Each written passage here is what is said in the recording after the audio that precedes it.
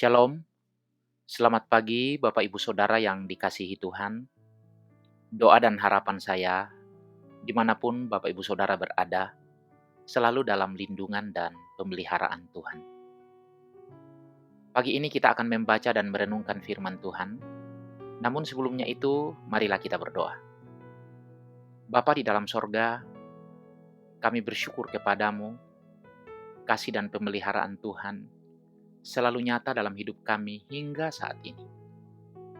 Dan saat ini, kami siap membaca dan merenungkan firman-Mu. Kami mohon Tuhan menolong kami, supaya kami bisa mengerti dan memahaminya, melakukannya di sepanjang hidup kami, dan dengan penuh keberanian dan sukacita, kami memberitakannya kepada orang-orang di sekeliling kami. Dalam nama Tuhan Yesus, kami berdoa. Amin. Saudara yang dikasihi Tuhan, firman Tuhan yang akan kita baca dan renungkan pagi ini dari Kejadian pasal 2 ayat 23. Kejadian pasal 2 ayat 23, demikian firman Tuhan. Lalu berkatalah manusia itu, "Inilah dia tulang dari tulangku dan daging dari dagingku. Ia akan dinamai perempuan, sebab ia diambil dari laki-laki." Tema renungan kita hari ini adalah tulang dari tulangku dan daging dari dagingku. Saudara yang dikasihi Tuhan, perjumpaan pertama antara Adam dan Hawa dimulai dengan kalimat pujian dan penerimaan. Adam tahu dengan jelas bahwa Hawa adalah pemberian Allah baginya. Hawa bukanlah hasil kerja keras Adam. Allah berkarya ketika Adam dibuatnya tidur nyenyak. Tidak ada campur tangan Adam di sini. Di sisi yang lain, Allah menciptakan Hawa dengan mengambil salah satu rusuk Adam. Mengapa Allah melakukan hal ini? Bukankah Ia Maha Kuasa? Allah memang bisa saja menciptakan Hawa dari tanah, sama seperti menciptakan Adam. Bahkan Ia juga dapat menciptakan Hawa dari ketiadaan.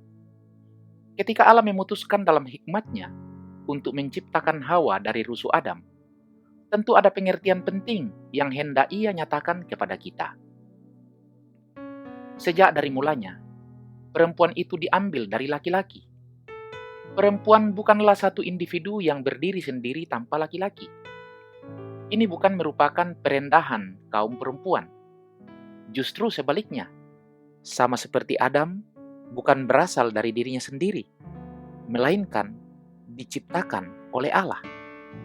Demikian pula perempuan berasal dari laki-laki. Adam berasal dari Allah, berarti pada mulanya Adam bukanlah musuh Allah. Allah tidak menciptakan Adam dengan perasaan asing terhadap makhluk ciptaannya. Demikian pula, Adam pada mulanya tidak merasa asing terhadap Hawa yang ditempatkan Allah di sisinya. Adam melihat Hawa sebagai bagian dari tubuhnya sendiri, tulang dari tulangku dan daging dari dagingku. Adam juga tidak merasa keberatan dengan tindakan Allah yang telah mengorbankan satu tulang rusuknya demi terciptanya Hawa. Inilah cerita mula-mula hubungan laki-laki dan perempuan. Allah merencanakannya dengan amat baik.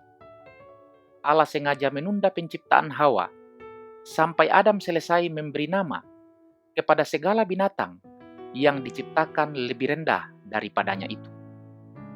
Allah bisa saja menciptakan Hawa pada saat yang sama dengan Adam, namun itu tidak dilakukannya. Ada tenggang waktu tertentu antara penciptaan Adam dan penciptaan Hawa. Alkitab memberitahu kita alasannya, supaya Adam belajar menyadari bahwa di tengah-tengah ciptaan yang lain itu, ia tidak menjumpai penolong yang sepadan dengan dia. Ada perbedaan antara orang yang menikah karena kesepian atau ketidaksanggupan untuk berdamai dengan dirinya sendiri, dan orang yang menikah dengan menyadari ketidaklengkapannya ketika ia hidup seorang diri, tanpa penolong yang sepadan dengannya. Yang pertama menikah karena persoalan psikologis, sedangkan yang kedua menikah karena alasan yang alkitabiah. Allah menciptakan kita sebagai makhluk sosial yang tidak bisa hidup tanpa penolong dan menjadi penolong. Menjadi manusia berarti ditolong dan menolong. Ketidaklengkapan ini adalah sesuatu yang indah, karena disitulah manusia belajar untuk menghargai apa artinya hidup dalam persekutuan. Selanjutnya dikatakan bahwa laki-laki akan meninggalkan ayahnya dan ibunya dan bersatu dengan istrinya, sehingga keduanya menjadi satu daging. Kalimat bersatu dengan istrinya berarti melekat erat atau terpaut dengan kuat. Gambaran ini menunjukkan kesetiaan, komitmen, dan kasih yang tidak terpisahkan. Prinsip ini tidak hanya berbicara tentang suami dan istri, tetapi juga mengingatkan setiap orang percaya untuk membangun hubungan yang mencerminkan kesetiaan Allah, bukan hubungan yang didasarkan pada kepentingan sementara, melainkan kasih yang rela berkorban. Kita dipanggil untuk melihat keluarga, pasangan, saudara seiman, dan sesama manusia dengan pandangan yang benar, yaitu sebagai pribadi yang diciptakan dan dikasihi Tuhan. Amin. Marilah kita berdoa. Terpuji namamu Bapa di sorga, Bapa yang menciptakan kami dan mengasihi kami. Terima kasih firman-Mu yang kembali mengingatkan kami bagaimana seharusnya kami menjalani kehidupan kami di tengah-tengah keluarga dan juga di tengah-tengah persekutuan. Sertailah kami menjalani kehidupan kami ya Tuhan, dan dengarkanlah kami yang datang berdoa kepadamu dalam nama Tuhan Yesus Kristus. Amin. Saudara yang dikasihi Tuhan, selamat beraktivitas, selamat berkarya. Tuhan memberkati kita sekalian.